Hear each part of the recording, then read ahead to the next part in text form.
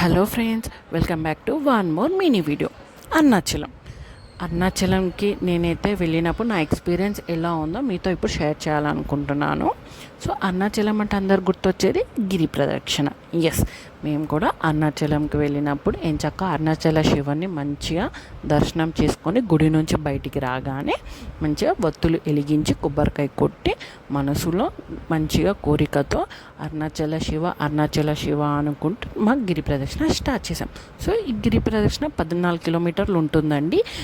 మధ్యలో ఆగుకుంటైనా వెళ్ళొచ్చు, కంటిన్యూస్గా నడవాల్సిన అవసరం ఏం లేదు. మాకు 14 కిలోమీటర్లు వెళ్ళేసరికి మాకు 6 గంటల సమయం పట్టింది. అందరికీ అంతే పట్టాలని లేదు, ఎవరి నడిచే దాన్ని బట్టి వాళ్ళకు. మధ్యలో నేనైతే వీడియోస్ ఫొటోస్ ఏం క్యాప్చర్ అయితే చేయలేదు, నా దగ్గర ఉన్న ప్రజెంట్ ఈ పిక్స్తో మాత్రం మీతో షేర్ చేస్తున్నా. మీరు కూడా అరుణాచలం వెళ్ళారా? వెళ్తే మీ ఎక్స్పీరియన్స్ షేర్ చేసుకోండి. Thank you, bye.